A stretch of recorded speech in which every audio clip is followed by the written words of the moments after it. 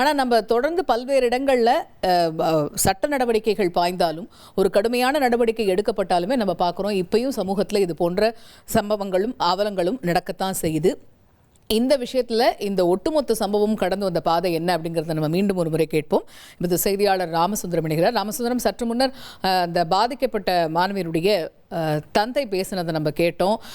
இது அவங்களுக்கு நிச்சயமாகவே ஆறுதல் அளிக்கக்கூடிய ஒரு தீர்ப்பாக தான் இருக்கும். இதுக்கு அடுத்த கட்டமாக தர்மபுரீஸ்வரன் தரப்பில் அவங்க மேல்முறையீடு செய்ய போகிறாங்களா? அது தொடர்பான சமீபத்திய தகவல்கள் ஏதேனும் இருக்கா? அது மட்டும் இல்லாமல் இந்த சம்பவம் நடந்ததிலிருந்து இப்போ தீர்ப்பு அளிக்கப்பட்ட வரைக்கும் இதோடைய ஃபுல் ஜேர்னி எப்படி இருந்தது, அதையும் விவரிங்க. அதாவது இந்த நீதிமன்றத்தினுடைய தீர்ப்பானது தற்போது அந்த ஊர் பொதுமக்களும் சரி, அந்த பாதிக்கப்பட்ட மாணவியின் குடும்பத்தார், பெற்றோர் என அனைவருக்குமே ஒரு மகிழ்ச்சி தான் ஏற்படுத்தியிருக்கிறது. ஏற்கனவே இந்த வழக்கு பல்வேறு சட்ட ரீதியான நடவடிக்கை மேற்கொள்ள வேண்டும், பல்வேறு நடவடிக்கைகள் இருந்தாலும் குற்றவாளிக்கு கடுமையான தண்டனை கிடைக்க வேண்டும் என தொடர்ந்து அந்த பொதுமக்கள் தரப்புலையும் அந்த பெற்றோர் தரப்புலையும் கோரிக்கை வைத்து வரும் நிலைதான் இந்த தீர்ப்பானது அவர்களுக்கு கிடைத்திருக்கிறது. இரட்டை தூக்கு தண்டனை என்பது அவர்களுக்கு மிகுந்த மகிழ்ச்சி ஏற்படுத்தியிருந்தாலும் இது போன்ற சம்பவங்கள் இனி எங்கேயுமே நடக்கக்கூடாது என்பதுதான் அவர்கள் தரப்பு வாதமாக இருக்கிறது. காவல்துறை தரப்பிலும் அரசு தரப்பிலும் பேசும்போது இந்த வழக்குல இது போன்ற சம்பவங்கள்ல ஈடுபட்ட நபர்களுக்கு கடுமையான தண்டனை பெற்றுக் கொடுக்கப்பட்டிருக்கிறது.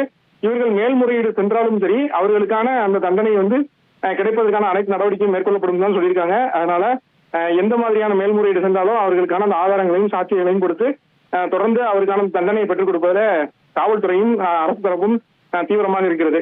இந்த சம்பவம் மிகப்பெரிய ஒரு பாதிப்பை ஏற்படுத்திய சம்பவம். மிகப்பெரிய பாதிப்பு என்பது அந்த வேடநத்தம் பகுதி மட்டுமல்லாது அந்த தூத்துக்குடி மாவட்டம் மட்டுமல்லாது தமிழகத்தையே மிகப்பெரிய அளவுல உலுக்கிய சம்பவம். 12ஆம் வகுப்பு மாணவி பள்ளிக்கு சென்று தேர்வு எழுதிவிட்டு வீட்டுல இருந்தபோது இயற்கை உபாதை கழிப்பதற்காக இந்த காட்டுப்பகுதிக்கு சென்ற போது நடந்த சம்பவம். இது மிகப்பெரிய ஒரு அதிர்வலையை ஏற்படுத்தியது. கடந்த மார்ச் மாதம் நடந்த சம்பவம். மார்ச் மாதம் 10ஆம் தேதி அந்த மாணவி காணவில்லை என அந்த ஊர் பொதுமக்களோடு சேர்ந்து அந்த குடும்பத்தினர் அந்த பகுதியில் முழுவதும் தேடி அலைந்த நிலையில இரவு வரை அந்த உடல் அந்த குழந்தை கிடைக்காத சூழல்ல காவல் நிலையத்திலிருந்து சென்று முறையிட்டார்கள். அப்போது காவல்துறையினர் இது மாணவி சம்பந்தப்பட்ட குழந்தை சம்பந்தப்பட்ட சம்பவம், இதனால உடனடியாக மகளிர் காவல் நிலையத்தை அணுக வேண்டும் என அவர்கள் திருப்பி அனுப்பியிருக்கிறார்கள்.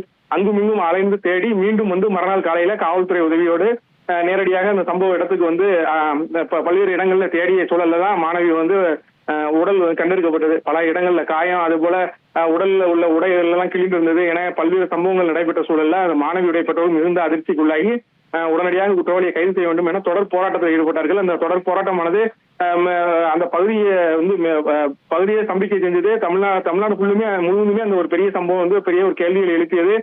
சட்டமன்ற தேர்தல் நடந்து கொண்டிருந்த சட்டமன்ற தேர்தலுக்கான அந்த பணிகள்லாம் நடந்து கொண்டிருந்த சூழல்ல இந்த சம்பவம் ஒரு பெரிய ஒரு அதிர்வலைகளையும் ஏற்படுத்தியது. தொடர் போராட்டங்கள் நடந்த சூழல்ல தான் நேரடியாக மாவட்ட காவல் கண்காணிப்பாளர், அப்போது மாவட்ட காவல் கண்காணிப்பாளர் மதன் காவல் கண்காணிப்பாளர் பிறந்தார்.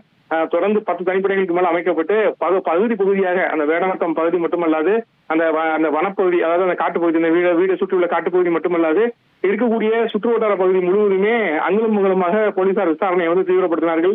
ஒருபுறம் அறிவியல் ரீதியான விசாரணை நடந்தது. அதுபோல அந்த சிசிடிவி கேமரா ஆய்வுகள், யார் யார் வந்தார்கள், யார் போனார்கள் என்ற ஆய்வுகள் நடத்தப்பட்டது. தொலைநுட்ப ரீதியான விசாரணை, அதாவது தொலைபேசி மூலம் கிடைக்கப்பட்ட தகவல்கள் விசாரணையானது நடத்தப்பட்டது.